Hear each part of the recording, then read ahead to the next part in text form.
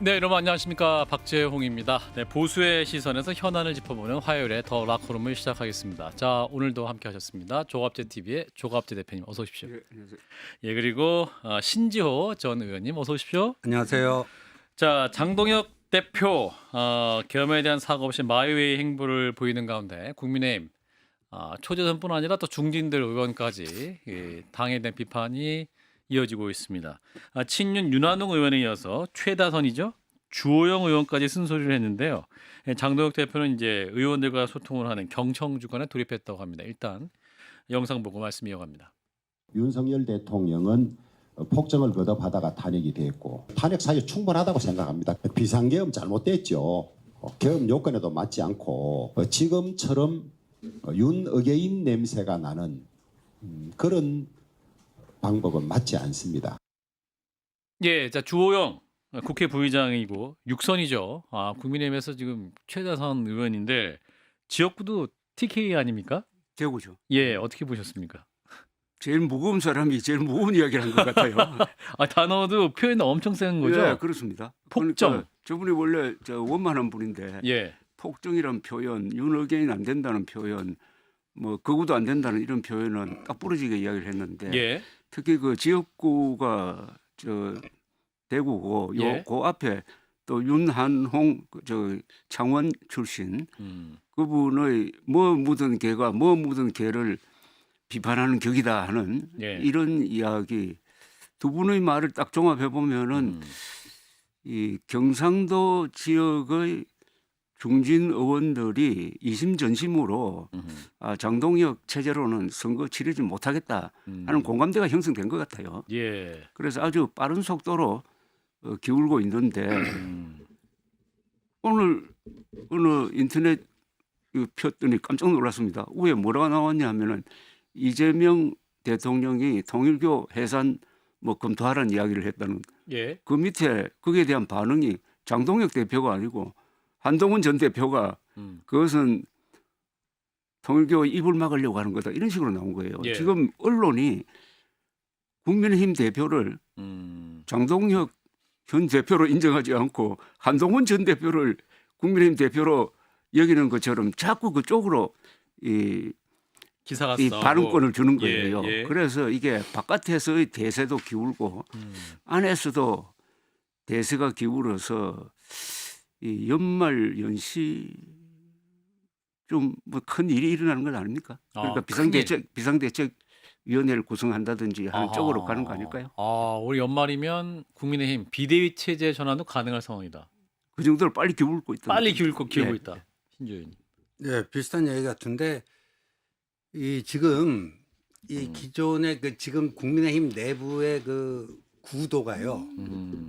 기존에는 뭐 무슨 친윤이다, 친윤내도 뭐 영남 찐 언더 찐윤이다, 뭐 예. 뭐다 뭐 하고 뭐 친한이 있고 뭐 이랬잖아요. 맞아요. 예. 근데 지금은 아주 간명합니다. 윤 어게인 하고 윤 스탑입니다. 윤스탑. 예. 처음 윤 들어봤는데? 어게인이냐 윤 스탑이냐. 예. 근데 갈수록 윤 스탑은 살림이 뿔고 있습니다. 예. 그 결정적인 그 분수령이 된 게 윤한홍 의원의 그 폭탄 발언이었고, 예. 그 윤한홍 의원의 폭탄 발언에 의해서 귀순자가 하루에 한 명씩 두 명씩 계속 늘고 있어요. 귀순자. 예. 거기는 반헌법 세력이었잖아요. 예. 계몽령. 아하. 그 희대의 개소리거든요. 계몽령이야말로. 예, 유튜브 임을 감안해서 예, 또 희대의 편하게 개소리라고 말씀 주셨습니다. 봅니다. 예. 그게 어떻게 그 계몽령 국민을 개돼지로 알지 않으면 그런 얘기 할 수가 없는 거죠. 예. 그럼 반헌법 세력인데 이제 정신 차리고 윤석열로는 안 된다. 그 윤스탑 쪽으로 이제 귀순하는 사람들이 생기는데 예. 오늘은 보니까 그 또 경남의 4선의 김태호 의원이 예. 비슷한 선언을 했고 또 충청권의 장동혁 대표의 옆 지역구인 3선의 성일정 의원도 비슷한 얘기를 했어요. 아하. 네. 그럼 거의 지금 조 대표님 말씀하신 대로 이렇게 TK 지역 또 주요 중진 의원들이 반대 목소리를 내면 비대위 전환 혹은 그 장도혁 대표에 대한 퇴진 요구라든지 이선 후퇴 요구도 있을 수 있겠군요. 그 흐름으로 가는 것 아닙니까? 예. 더구나 12월 3일이 하나의 분수령이었는데 예, 그때 예. 깔끔하게 아하. 사과하고 거기에 대한 조치, 이 사과는 의미가 없어요. 거기에 대한 조치로 뭐 극우 세력과 완전히 갈라진다. 절대 앞으로 지방선거에서 공천 안 한다. 그러니까 윤석열을 편들었던 사람과 부정선거 음모론에 가담했던 사람은 공천 안 한다 정도의 발표를 했으면은 기회가 있었는데 예. 그걸 거꾸로 뭐 계엄이 정당했다는 식으로 하는 바람에 지금 아마 보수 언론 중에서 장동혁 대표를 편드는 쪽은 하나도 한 군데도 없는 것 같아요. 예, 예.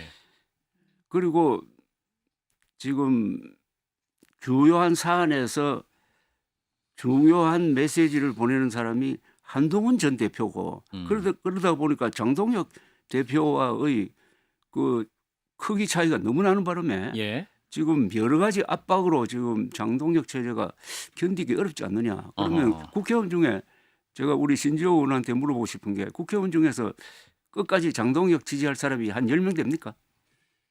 저는 뭐 많아야 10명. 많아요. 10명. 예. 최후에 그래도 장동혁과 운명을 같이 하겠다. 10명 안짝일 것 같았습니다. 예, 느낌상. 그렇군요. 예. 자, 이런 가운데 장동혁 대표가 지난 주말에 올라온 장해찬 전 최고위원의 유튜브에서 저만의 타임 스케줄과 저만의 계획대로 가고 있다. 지선 승리를 목표로 가고 있다. 이렇게 얘기를 했습니다. 저만의 계획. 계속 이 말씀 계속 하는 것 같아요. 나 지금 계획이 있다. 네. 근데요. 예. 제가 이 얘기 다 내 계획대로 가고 있다 그랬잖아요. 예. 저 그 핵주먹으로 유명한 그 마이크 타이슨. 누구에나 계획은 있다. 누구에게나 계획은 있다. 얻어 터지기 전까지는. 예. 예. 예. 케어 당하기 전까지. 예. 그렇죠. 예. 그 굉장히 그 타이슨의 명언인데 예. 계획은 다 있어요. 아. 근데 무슨 계획이냐 이거죠. 근데 장동혁 대표가 3월 1일 그 3.1절 집회 거기서 뭐라고 그랬죠? 계엄은 하나님의 계획이었다 그랬어요. 맞습니다. 예. 그러면 그 장동혁의 계획은 계몽령 계획인지. 예. 그런데 오늘 보니까 이제 그 장해찬 씨를 여의도 연구원 뭐 부원장으로 맞습니다. 예. 뭐 임명할 거라는 기사가 나왔어요. 유력하게 검토되고 있다. 뭐 유력 검토, 뭐 어떤 기사는 뭐 사실상 내정됐다 뭐 이런데 뭐 이런 게 장동혁의 계획이라면 결국 그 명을 재촉하는 거다. 그래서 원래는 내년 2월 중순경에 설 연휴가 있지 않습니까? 예, 맞습니다. 그걸 전후해서 뭐 비대위가 뜨지 않겠느냐 이런 그 예측들이 많았는데 예. 그 장동혁 대표의 계획 때문에 그게 굉장히 앞당겨지지 앞당겨질 거다. 않을까 하는 느낌도 듭니다. 그 조 대표님도 12월 안에 될지도 모르겠다 말씀도 하셨는데 자, 이런 가운데 장해찬 전 최고위원 오늘 오후에 또 그 SNS에 올렸습니다. 무슨 내용을 올렸냐면 드디어 당원 게시판 1차 조사 결과가 나왔다라는 거죠. 그러니까 당원 게시판 조사가 한동훈 전 대표를 겨냥한 것이다라는 것은 이미 알려진 사실인데 그 내용이 그러니까 이제 한동훈 전 대표 가족의 이름 그 네 분의 이름을 얘기를 하면서 그러니까 처가 쪽이죠, 그죠? 처와 처가 그리고 딸 이름까지 얘기를 하면서 이제 강남병 소속 휴대전화 번호 끝자 네 자리가 동일하다. 진은정, 진형구, 최영옥 이 세 분의 휴대전화 번호 끝자리가 동일하다. 그러니까 이제 아마 가족들이 쓰는 번호이니까 가족 관계에 있는 것 같다. 이분들이 같은 시기에 또 탈당을 했다. 또 한동훈 전 대표의 딸 이름의 사람도 같은 시기에 탈당했다라는 것이죠. 일단은 최종 결과는 아니고 이 아이디의 이분들 내용만 확인하고 추가적으로 이제 조사를 하겠다라는 내용이 나온 것 같아요. 근데 장해찬 씨가 이거 가지고 뭐 대단한 게 발견된 것처럼 호들갑을 떨고 예. 지금 이러고 있는데 네. 이게 뭐 국민의힘이 조선노동당이에요? 그러니까 익명 게시판에 뭐 이런 거 당대표 가족이 이거 등록하고 무슨 이런 거기다가 게시판에 글을 쓰면 그거 자체가 문제가 됩니까? 예. 근데요. 다시 한번 말씀드리지만 작년 11월 5일에 이 사건이 친윤 측에 의해서 문제 제기가 되고 11월 11일에 빼빼로데이 때 김민전 당시 최고위원이 최고위원 회의에서 문제 제기를 해갖고 예. 그 다음부터 지속적으로 하고 친윤들이 다 들고 일어나갖고 이걸 가지고 한동훈 끌어내리려고 총력전을 펼치다가 예. 12월 3일 비상계엄이 터지면서 이게 그냥 자연스럽게 맞아요. 좀 밀리게 되는 맞아요. 그런 상황이었는데요. 그때 11월 25일에 당시 당 법률위원장이었던 주진우 의원이 이걸 다 들여다보고 예. 그 결과를 발표를 합니다. 예. 그래서 한동훈 및 한동훈 가족 명의로 작성된 그 글이 총 1068개다. 1068개. 근데 주진우 의원이 조금 보니까 문제가 될 만한 음해성, 그다음에 뭐 이런 모욕성 예. 이게 12건이 있더라. 예.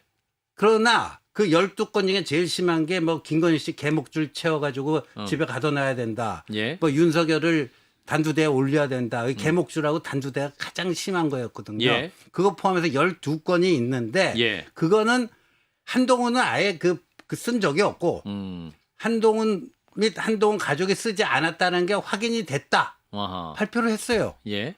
그러면 그게 긴지 아닌지만 따지면 되는 거예요. 뭘 그럼 이 장해찬 씨는 이거 갖고 그 호들갑을 떨고 그러는지 참. 조 대표님. 그거는 만약 그 그림 문제가 누가 썼느냐가 문제가 아니라 글 내용이 문제겠죠. 글 예. 내용이 그 세상 돌아가는 것도 모르고 김건희, 윤석열을 결사옹위해야 한다는 글을 썼다면 그건 문제죠. 아하. 그런데 그 글 내용이 비판하는 건데. 김건희, 윤석열을 비판했다면은 예. 그건 애국당원이라고 봐야 되는 것 아닌가요? 아하. 그게 문제가 된다는 거는 아하. 그 이상한 동네 이야기고. 이거 사실은 결과적으로 보면 정말 그렇게 비판했어야 되는 그렇죠. 부부였는데 그 네. 당시에 제대로 비판을 했던 것이지. 그렇죠. 그게 왜 무슨 그 모욕이냐. 비판한 게 그러니까 지금 민주주의 파괴에 가장 결정적인 역할을 한 두 사람을 비판한 내용이 징계 대상이라고 한다면은 아하. 그 국민의힘은 반국가 세력 되는 것 아닙니까? 네. 오히려 그렇게 되는 것이다. 보통 사람들은 그게 관심이 있을 거예요. 아하. 누가 썼냐 문제는 그건 뭐 다운 게시판인데 다 익명으로 자기 마음대로 쓰는 건데 그것까지 덜추어낼 필요도 없고 이건 너무나 시간 지난 거라서 이거 가지고 지금 시비할 때가 아니잖아요. 예. 근데 지금 이제 당무감사위원장 이호선 위원장은 이걸 또 이제 일단 발표를 한 상황인데 만에 하나 뭐랄까요? 어떻게든 징계를 하려고 하는 것 같거든요. 예, 다음 건 해보라고 그러죠. 그러니까 이 모든 게 이거를 또 이렇게 중간 발표까지 하고 말이에요. 예, 그러니까요. 뭐 대단한 발견이나 한 것처럼 중간 발표까지 하고 뭐 기자 공지문까지 내고 기자당 긴급 공지 해가지고 뭐 대단한 뭐 아무 내용도 없어요. 예. 근데 이걸 가지고 당원 당규를 막 자의적으로 무리하게 해석해서 뭐 징계를 하잖아요. 그럴수록 그 장동혁 대표의 수명은 단축된다. 저는 그렇게 확신합니다. 아니, 징계하려면 장동혁 대표 징계를 해야지. 그러니까요. 예. 당헌 총칙 제2조 목적이 예. 국민의힘은 헌정 질서를 수호한다. 맞습니다. 이렇게 돼 있어요. 예. 헌정 질서의 내용은 자유, 민주, 공정, 네. 공화로 돼 있다고. 예. 그렇죠. 예. 그걸 총체적으로 위반한 윤석열, 네. 그 윤석열을 맹목적으로 추종하는 장동혁 대표의 최근의 발언은 다 헌법에 위반되고 당헌에 위반되는 거예요. 네. 이거는 제명감이지. 예. 징계를 한다면은 징계를 한다면 오히려 장동혁 대표를 해야 된다. 징계를 해야지. 아하. 자, 그런데 이제 당내 상황은 굉장히 좋지 않은 건 사실인 것 같습니다. 자, 어제도 이제 국민의힘 의총을 6시간 넘게 했다고 하는데 6시간 넘게 한 이후에도 보면 뭐랄까요? 예, 초청 인사를 발표를 듣는 형식이었는데 박정화 의원 발언은 정신교육 받았다. 왜 이걸 6시간씩 했는지 모르겠다. 또 다른 분은 당내 문제를 허심탄회하게 토론해야 될 텐데 지금 이게 뭐 하는 건지 모르겠다라는 뭐 이제 이런 평가가 나왔습니다. 내부 분위기는 뭐랄까요? 점점 더 안 좋아지는 방향으로 가고 있는 거 아닙니까? 이게요. 이 초청 인사들 뭐야고 외부 스피커들 그렇죠. 불러갖고 뭐 특강 내지 이거를 어떨 때 쓰냐면요. 예. 내부적으로 토론하기 싫을 때. 예. 서로 얼굴 보기 싫다. 시간은 때워야 될 것 같고. 네. 근데 내부적으로 디베이트가 벌어지면 난 내 불리해질 것 같아. 나 그거 좀 하고 싶지 않아. 네. 이럴 때 외부 인사 이게 굉장히 중요한 얘기니까 우리 한번 들어보자. 그 수법이에요. 예. 자, 그런데 지금 이제 언더 찐윤 가운데 한두 분이 더 공개 동조를 하면 돌파구가 생길 수 있다. 어떤 일테면 그 박성민 의원 이분이 이제 울산 지역구인데 네. 이분이 또 대통령과 굉장히 가까웠던 분이기도 한데 이분이 어떤 결심을 할지 봐야 한다는 얘기도 나오거든요. 또 오늘 박정원 의원은 그 이철규 의원 이분도 찐윤으로 알려져 있는데 이분은 정계 은퇴해야 된다 이렇게 얘기했어요. 이 의견은 어떻게 들으셨습니까? 사실은 정계 은퇴하라는 말은 논리적으로는 맞는 이야기 아닙니까? 논리적으로 맞죠. 아니, 예. 지금 윤석열 전 대통령이 법정에서 보여주고 있는 행태를 보십시오. 아직도 부정선거 음모론을 믿고 있더라고. 예. 심지어 이런 이야기를 했습니다. 거기에는 저 부방대라는 조직이 있다고 아십니까? 부방대 부정선거 방지 대책위원회. 예. 그 예. 황교안 씨가 주도하는 네. 아하. 부방대의 전문가나 변호사가 가야 그 조사할 수 있을까 말까 한데 군인들이 왜 갔는지 모르겠다는 식으로 이야기를 하고 있습니다. 그런 말도 아닌 이야기를 계속 하루에 한 번씩 내보내는데 그걸 지금도 적극적으로 옹호하는 장동혁 세력, 그다음에 이철규 의원은 누가 뭐래도 핵심적인 자리에 있었으니까 이제 그분이 취할 것은 자기 행동에 대한 반성을 해야죠. 예. 반성을 하고 주호영 국회의장의 발언과 같은 취지의 일종의 양심 고백 비슷한 그런 거 하고 난 다음에 자기 거취를 정하는 게 맞다고 생각해요. 그런데 지금 장동혁 체제의 문제는 윤한홍 의원이 정확하게 지적했는데 장동혁 체제 윤어게인 쪽으로 가는 걸 제일 좋아할 사람이 이재명 정권이라고 그랬어요. 예. 맞지 않습니까? 예. 그러니까 이들이 어떤 공격을 해도 전혀 먹히지 않는다.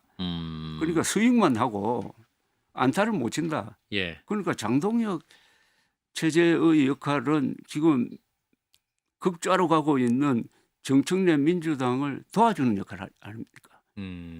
그러니까 지지율이 네. 아직 회복이 안 되죠. 이재명 대통령의 지지율이 내려가지 않고 국민의힘 지지율이 올라가지 않는 것은 이 장동혁 체제가 있으니까 그래도 이보다는 이재명 민주당이 낫겠지 하는 계산을 하고 있는 것 아닙니까? 장동혁 대표는 무엇을 지키기 원하고 목적이 무엇일 거냐? 아니 이게 지금 뭐랄까요? 이게 당 대표 취임 이후에 지지율이 답보 상태인 건 눈에 숫자로 다 확인이 되고 그렇죠. 그 뭔가 변화를 해야 되는 건 명확하게 보이는데 이분이 안 변하거든요. 이분이 그 뭐 아니. 어떤 의원하고 얘기할 때 내가 매일 1도씩 좌클릭할 거다 그랬잖아요. 맞습니다. 예. 근데 좌우가 헷갈리는 모양이에요. 요새. 좌우 근데- 헷갈린다. 근데 10월 15일 예. 부동산 그 11호 대책. 예, 10 그래서 그건 부동산 계엄령이라고 했는데 예. 근데 딱 이틀 후에 얼마나 그 15 그 부동산 계엄령이 이제 이 공수 교대가 돼 가지고 공격하기에 좋은 소재입니까? 예. 민생 이슈기도 하고 이틀 딱 윤석열 면회 갖고 까먹었어요. 예. 예. 그리고 그다음에 그 11월 7일 밤 12시에 대장동 항소 포기. 그리고 닷새 후에 국민의힘에서 예. 항소 포기 규탄 집회를 여는데 예. 느닷없이 거기서 우리가 황교안이 돼 버려요. 아 맞아요. 예. 그럼 이 정도 되면 이게 아군이에요, 적군이에요. 여러 이해할 수 없는 행보를 보이고 있다라는 건데 그런데 장동혁 대표가 믿고 있는 구석은 있을 거예요. 어딜 그게 믿죠? 나는 국민의힘 당원이라고 봅니다. 국민의힘 강성 당원이 지금 구조가 어떻게 됐냐 하면은 너무나 나이 많은 사람이 많아요. 그 20대와 60대를 비교하면은 인구 비율은 거의 비슷한데 예. 당원 60대가 비율. 한 5배랍니다. 당원 구성으로는 네. 들어온 분들은 그리고 대구 경북에 집중돼 있죠. 예. 그러니까 요걸 믿고 요 국민의힘 당원들 이 짠물화되고 있는 이걸 믿고 요거 정도는 지킬 수 있겠다라고 하면서 마지막까지 항전할지 모르지. 확전을 할지 모르지라고 말씀하셨는데 지금 이제 오세훈 서울시장과 박형준 부산시장이 굉장히 이분이 마음이 급하신 것 같아요. 중도 확장을 계속 말씀하고 있고 오세훈 시장 같은 경우는 아니 사과 몇 번을 한들 그게 뭐가 문제냐 이렇게 말씀도 하는데 이분들 마음속에는 아마도 장동혁 대표 체제 그 간판으로는 오는 6월 지방선거를 칠 수 없다라는 마음이 굉장히 큰 거죠. 그렇죠. 그리고 뭐 그때 지금의 장동혁 대표의 스탠스도 지방선거까지 과연 대표 자리에 있을 수 있는지도 의문이지만 예.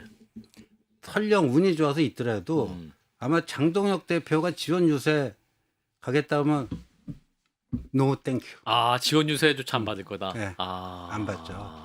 표를 붙여주는 그 사람이 와야 되는데. 완전 굴욕인데 당 대표가 오는 그러니까 거는. 이건 이제 당 대표라고 볼 수가 없는 지경이 돼버린 거고. 예. 그리고 말을 조금 더 정확하게 하자면 중도 확장과 관련해 갖고 중도 확장은요 지금의 장동혁 체제에서는 굉장히 사치스러운 얘기입니다. 뭐냐면은 최근에 한국갤럽이라든가 격주로 발표되는 MBS 조사 보면 자기 스스로를 보수라고 생각하는 사람들 중에 예. 절반 정도만 국민의힘을 지지합니다. 보수 결집도 장동혁으로는 안 돼요. 중도 보수가 이른바 꼴보수. 예. 예, 뭐 이론적이만 이제 장동혁 대표 체제로 결집이 되지. 예. 뭐 합리적인 보수. 뭐 이런 사람들은 보수인데도 국힘 지지를 안 해요. 그러니까 중도로 확장하는 거는 그 합리적 보수를 포용한 다음 스텝입니다. 예. 근데 지금 그런 행보가 전혀 보이지 않고 있어서 그래서 이제 2월 위기설이 나오지만 장동혁 12월 위기설도 현실화될 수도 있겠다. 뭐 이런 전망까지 두 분이 해주셨습니다. 자 이런 거는 더불어민주당 뭐랄까요 지방선거 체제에 힘을 당기고 있고 그 가운데 그 이재명 대통령이 SNS에 글을 올린 게 큰 화제가 됐습니다. 정원호 성동구청장에 대해서 일을 잘하기는 하나 봅니다. 저희 성남시장 시절 만족도가 꽤 높았는데 저는 명함도 못 내밀 듯 하면서 칭찬했는데 이게 이제 구정 만족도가 굉장히 높은 90% 이상 그렇죠. 요거를 이제 인용을 하면서 칭찬했단 말이죠. 이거 좀 뭐랄까 의도적이라고 봐야 되는데 또 그냥 올린 거다 이렇게 또 해석하는 분도 있고. 의도가 있다고 봐야죠. 그렇죠. 그게 또 당장 이런 무슨 빅데이터나 이런 데 반영이 되잖아요. 그렇죠. 예. 예, 그리고 아마 그쪽으로 마음 결정한 거 아닌가 하는 생각이 들어요. 이재명 대통령은 내 마음의 근데 서울시장은 그게 정원호. 오세훈 시장으로 보면은 상당히 위협적인 나는 카드라고 생각합니다. 정원호 총장이요. 예, 예. 지금 우리 국민들이 가지고 있는 서울시장에 대한 어떤 바람과 오세훈 서울시장이 그동안 계속 한 10년 동안 한 것에서 이룬 뭘 했느냐라고 물었을 때 그런데 이 사람은 구청장 했는데 성수동 핫플레이스가 뭐 되고 개발 뭐 이렇게 네. 나오니까 상당히 저는 파괴력이 있나. 파괴력이 있고 또 오세훈 시장 뒤에 있는 국민의힘이 아하. 지금 약해지고 할 때 저는 좀 근데 그 정원호죠. 정원호. 네, 정원호. 네. 정원호. 그분 선책을 제가 한번 읽어봤어요 최근에. 성수동. 예. 읽어봤는데 하여튼 그 도시 개발의 컨셉이 좀 다르더라고요. 예. 상미로 뿌리고 뭐 재개발하는 식으로 하는 게 아니고 예. 기존 성수동에 있는 그 시설이나 이걸 재활용하고 예. 또 사람들이 그 아주 예술적인 사람, 문화적인 사람들이 몰려와 가지고 뭘 하는 걸 자기들은 옆에서 도와주는 역할을 했지 예. 이래라 저래라 하는 식으로 안 한 거다 예. 하는 식으로 하는데 하여튼 기존의 관료적 사고방식과는 조금 다른 창의적인 능력이 있는 사람인 것처럼 보였습니다. 아하. 신선하게 보였어요. 저도. 예. 그렇군요. 위협적인 카드다. 이재명 대통령의 의중. 그러니까 오 시장이 이제 국민의힘 서울시장 후보가 된다면 그 네. 가정으로 했을 때 뭐 지금 거론되는 현역 국회의원들 있잖아요. 나경원. 아니 민주당 민주당에서 서울시장 박주민. 후보 박주민, 전현희, 뭐 박홍근, 맞습니다. 뭐 서영교 이분들은 그냥 제가 말씀 편하게 하면 정치꾼들 아니에요. 정치인. 예. 네, 정치인. 예. 그리고 이제 정원호는 이제 행정으로 뭔가 행정으로 행정가. 뭔가 예. 이제 좀 뜬 사람이에요. 예. 그러니까 오세훈 입장에서는 이 정치꾼보다는 그쪽이 대적하게 좀 버겁기는 해요. 버겁기는 합니다. 예. 예. 근데 이 지금은 저 어제부로 이제 정원호가 뭐 검색량에서도 뭐 완전히 수직 상승하면서 이제 정원호 모르는 사람이 거의 없을 정도로 아 그래요. 예, 이게 이제 뭐 선거법 위반이냐 사전 선거 운동에 해당되느냐 대통령이 이런 행위해도 되는가 그건 이제 법적인 문제니까 여기서는 제가 말씀 안 드리겠는데 예. 정원호는 뭐 그 이상의 그 인지도 높이고 아. 본인이 10년 빡빡 껴도 할 거를 그냥 한 큐에 끝내버린 거거든요. 이재명 대통령의 언급 한마디로. 네. 그러니까 이제 이쪽은 바짝 긴장해야 됩니다. 그러니까 저기가 무슨 요새 내란 특판이네 뭐 법 왜곡죄네 사심죄네 이런 이념형 접근이 아니라 정원호라고 하는 그런 그 행정의 실적을 가지고 얘기하는 사람으로 서울시를 하겠다고 그러니까 바짝 긴장해야 돼요. 아하. 예. 그러면 이재명 대통령 같은 역할을 해줘야 되는 사람이 저희 그 국민의힘으로서는 장동혁. 장동혁 대표인데 뭐 이상한 계획이나 얘기했었고. 네. 그 2002년 서울시장 선거로 기억되는데요. 그때 예. 김민석 이명박. 이명박. 있었죠. 예. 그때 청계천 복원 이야기가 나왔다고요. 예. 네. 그때 김민석 후보는 아마 반대했지. 엄청 받아했습니다.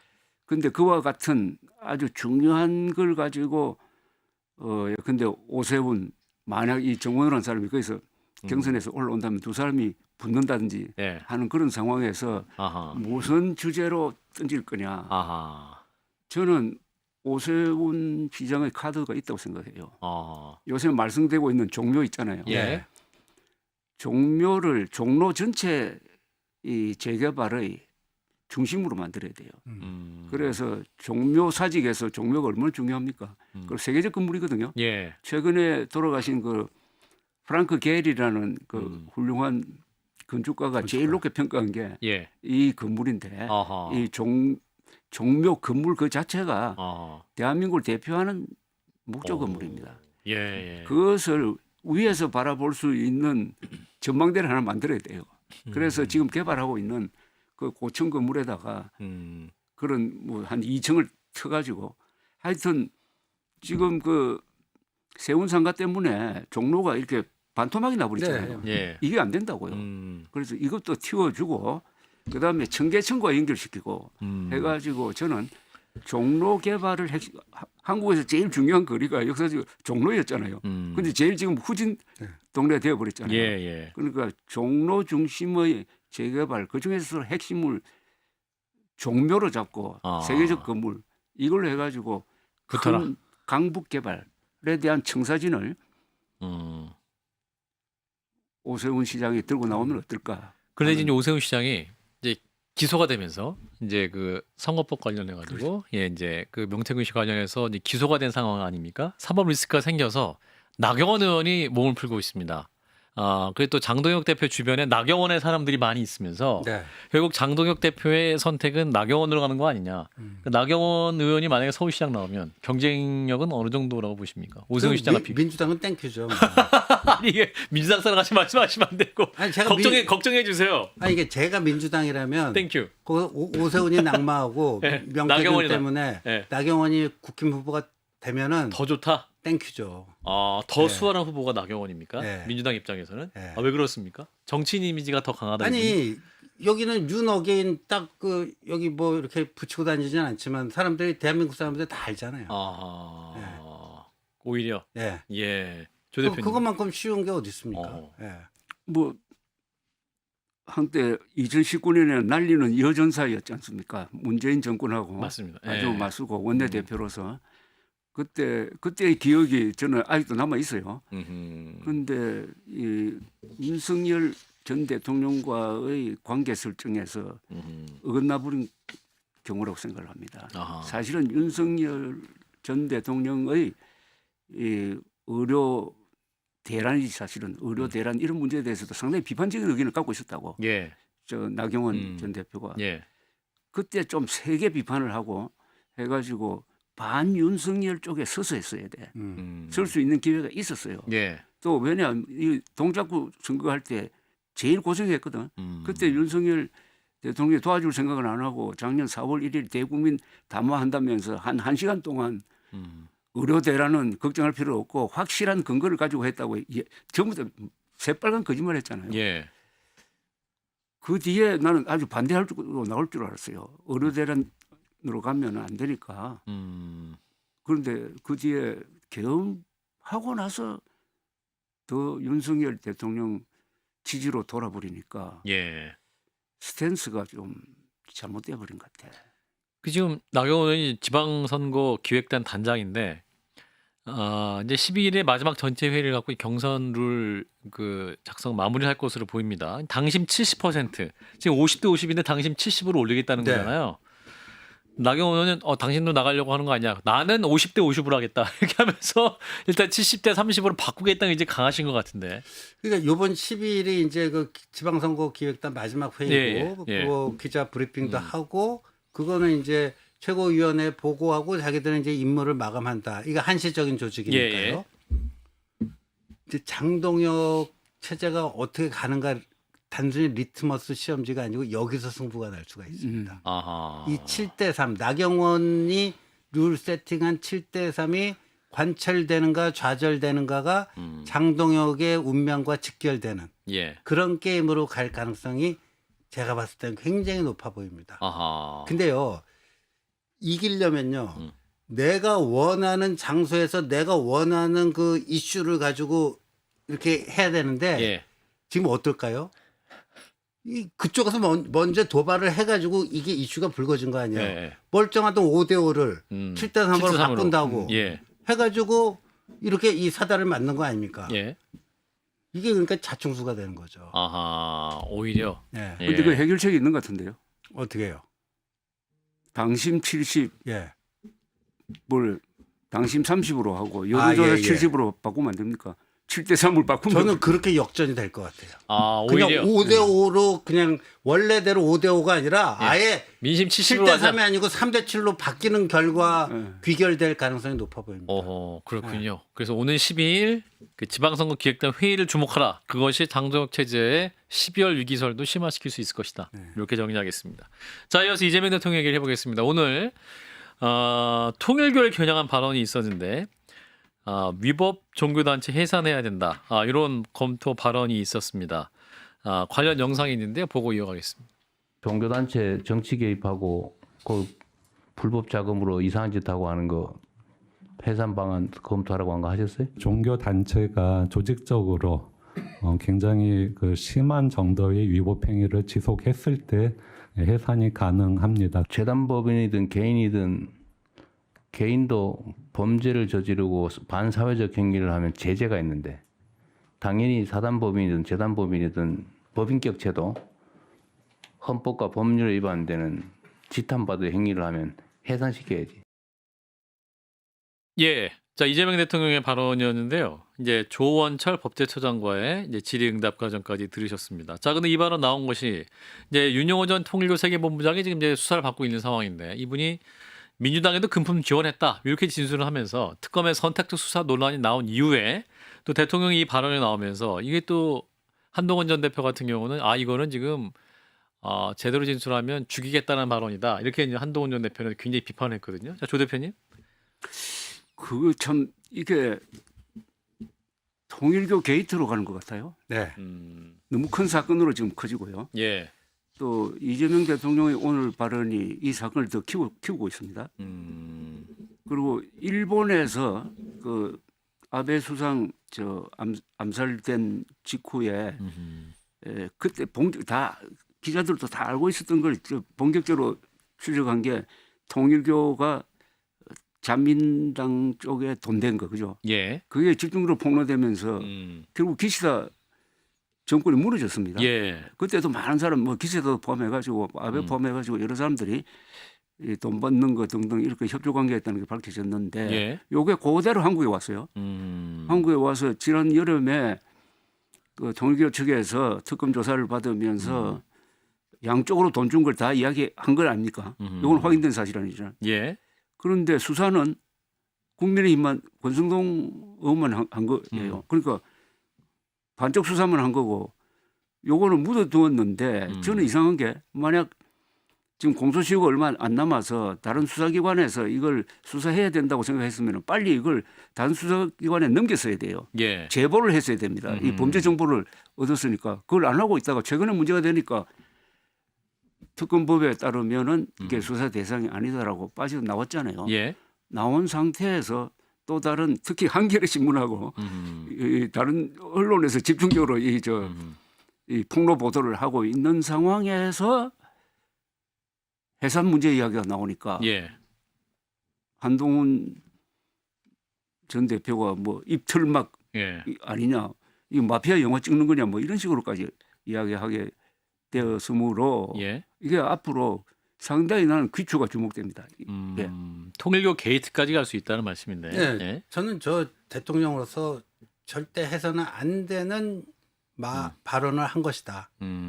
두고두고 저 발언에 대해서 이재명 대통령이 땅을 치면 후회할 날이 올 거다. 예. 저는 그렇게 봅니다. 왜냐하면은 뭐 암만 종교단체 그 정부로부터 법인격을 받았다 할지라도 해산 당할 그런 그 악행들을 저질렀다면 그 절차를 밟아야 되겠죠. 예. 그런데 사건의 전모가 드러나지 않았잖아요. 반만 드러났잖아요. 그러니까 정교 유착이에요. 이게 예. 정경 유착이 아니고 정교 정교 유착. 유착이에요. 예. 근데 유착의 대상은 이쪽도 있고 저쪽도 있고 그래요. 그리고 이쪽에 대해서 얘기했는데 이거는 지금 건드리지도 않고 그렇다면은 저 얘기를 하려면 일단 미진한 부분, 아직 규명되지 않은 부분, 여기까지도 다 사건의 전모를 다 실체를 정확하게 확인하고 뭐 한 속에서 그럼 그걸 가지고 이게 그렇죠. 과연 해산할 만한 사유가 되는지 안 되는지 예. 아니 이게 그냥 보통 사람들의 상식적인 일처리 아닙니까? 예. 근데 반쪽만 드러나는데 이거 여기서 딱 끊어갖고 바로 해산으로 갖고 간다? 그 이거 하지 말자는 얘기죠. 나머지 반쪽은 손대면 너들 가만 안 놔둬 이 얘기죠.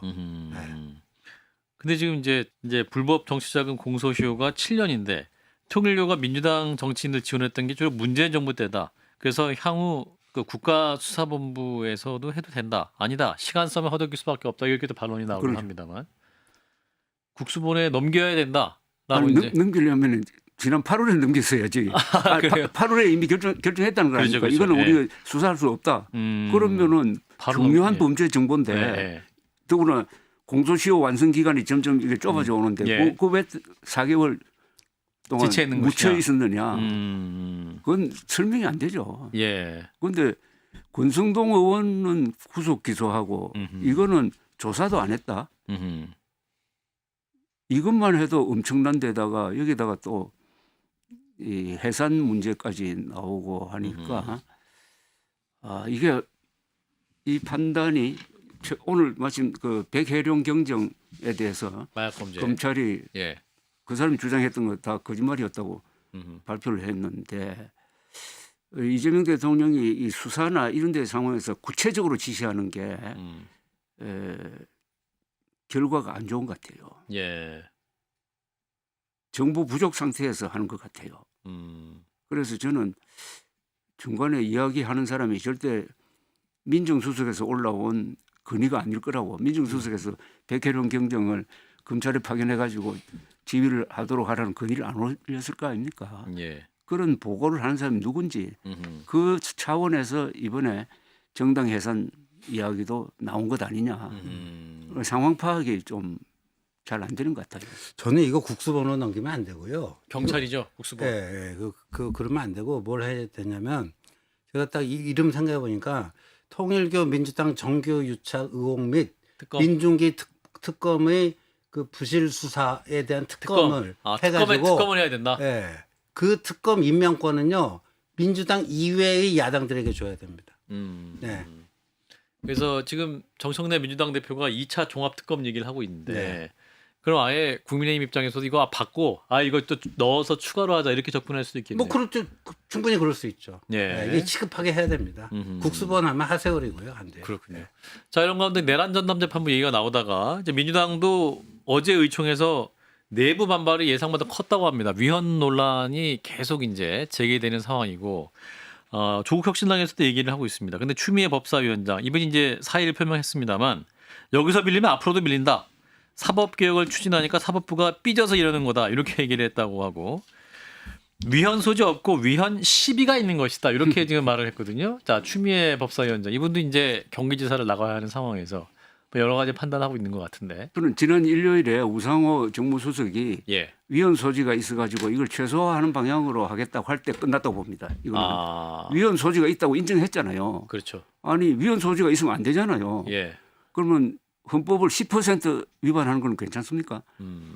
그러니까 위헌 있다는 걸 인정하니까 그 다음에 어제 전국 법관 대표 회의가 아주 이례적으로 예. 그 사람이 진보 성향 사람들이 이끄는 데인데 예. 여기에 반기를 들었죠. 그러니까 모든 판사들이 들고 이러는 겁니다. 예. 그러니까 대법원부터 저 법관들까지 예. 모든 판사들 법원장들도 그렇고. 예, 그렇다면 안 됩니다. 난 안 된다고 봐요. 예. 안 되고 무리하게 하다가는 이제 큰 사고가 나죠. 그래서 윤석열의 몰락을 재촉한 게 결국 모든 의사들이 반대한 의과대학 정원 2,000명을 추진하다가 거기서 무너진 거거든요. 예. 총선에서 모든 판사들이 헌법 위반이라고 이야기하는 전담 재판부를 만들려고 밀어붙이면은 이 정권이 윤석열 전체를 밟게 되지 않을까 하는 생각이 듭니다. 하나 더 뭐 추가적으로 예를 든다면은 모든 군인들이 반대하는 전략으로 전쟁을 하면 이길 수가 있습니까? 그런데 이 권력 가진 사람이 전문가를 무시하잖아요.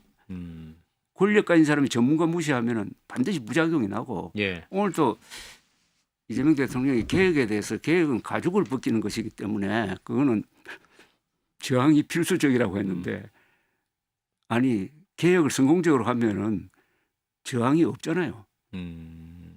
이명박 대통령이 저기 3.19가 뜯어버리고 그게 복원할 때 예. 얼마나 저항이 예상되었습니까? 그리고 교통체제 바꿀 때 저항 거의 없었잖아요.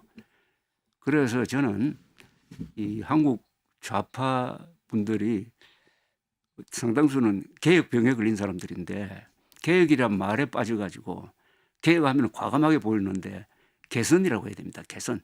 하루하루 조금씩 좋게 만드는 것인데 이 개혁이란 말에 말려가지고 과격한 이야기를 하다가 과격한 행동으로 갔다가 딱 벽에 부딪힐 거예요.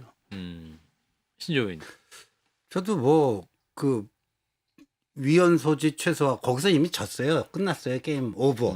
왜냐하면 국회의원들이 무슨 법안을 만들 때 예. 야 그거 좀 위헌 시비가 걸릴 것 같다 이런 지적을 받잖아요. 예. 그러면 이제 쭉 그 토의를 한 다음에 결론 그 하자를 치유하겠다. 하자 치유는요 그 소지를 조금이라도 남겨두는 게 아니라 완전히 싹 정리하겠다, 클리어하겠다라는 거예요. 예. 근데 위헌 소지 최소화 거기 끝났어요 게임은. 하자 치유를 해서 깔끔하게 하겠다 해도 예. 믿을까 말까인데. 예. 예. 그러니까 이제 저도 그 최소화가 무슨 말인가를 고만히 생각해 보면 이제 이게 헌재 판단을 할 때 보면 9명의 재판관들과 소장 포함해서 이분들이 뭐 인용이나 기각할 때 5대 3이라든가 뭐 6대 3이라든가 뭐 이런 식으로 할 때 다수설은 그래도 이 전담 재판부가 맞다는 판단을 할 가능성이 높은 방향으로 만들자 뭐 이런 얘기가 아니었나 싶은데 그러면 이게 만약에 이제 좌초가 되면 정청래 당대표도 뭐랄까요 민주당에서 영향이 더 약화되는 거 아닌가요? 그렇다고 봅니다. 예. 저는 한국 정치판이 지금 극좌 정청래 극우 장동혁 이런 체제가 돼버린 거예요. 그런데 이 가운데가 아주 텅 비어 있는데 예. 이게 정청래 대표의 영향력이 약해지면 장동혁의 존재 이유도 더 약해지는 거죠. 그런데 저는 한국 사람들이 진영 논리로만 갈려져 있지 않다고 생각해요. 예. 이 진영 논리에 대해서 최근에 가장 정확한 이야기를 이준석 대표가 12월 3일 했는데 보수가 진영 논리로 가다가 윤석열을 괴물로 만들었다 이렇게 이야기했습니다. 그러니까 보수는 진영 논리로 가면 안 돼요. 예. 좌파는 원래 진영 논리입니다. 개혁 투쟁론이라는 게. 예. 그런 상황인데 정청래 대표가 약해지고 장동혁 대표도 약해지고 하면은 중간에 합리적인 보수와 합리적인 진보가 놀 수 있는 공간이 넓어지고 이게 아마 여론에서는 한 60 내지 70% 될 거예요. 예. 저는 이 사람들을 바이털 센터라고 그래요. 바이털 센터. 합리적인 보수, 중도는 거의 다 합리적이고 예. 합리적인 진보를 합치는 아하. 이걸 보고 정치를 해야 됩니다. 이걸 음. 보고. 그래서 이재명 대통령에게 기대를 걸었던 게 바로 여기를 보고 정치를 할 것이다. 본인도 국익 중심의 실용 정치를 한다고 했으니까 그렇게 될 줄 알았는데 민주당이 너무나 왼쪽으로 드라이브를 거는 바람에 음흠. 본인도 지금 어정쩡한데 그래도 뭐 국힘이 워낙 죽을 수니까 지지율은 60% 유지를 하는데 예. 잘 나갈 때 조심해야 된다고. 알겠습니다. 지금 이 사법부 압박은 여기서 중단하는 게 나라를 위해서 그리고 대통령을 위해서도 좋지 않을까 그런 생각이 듭니다. 예.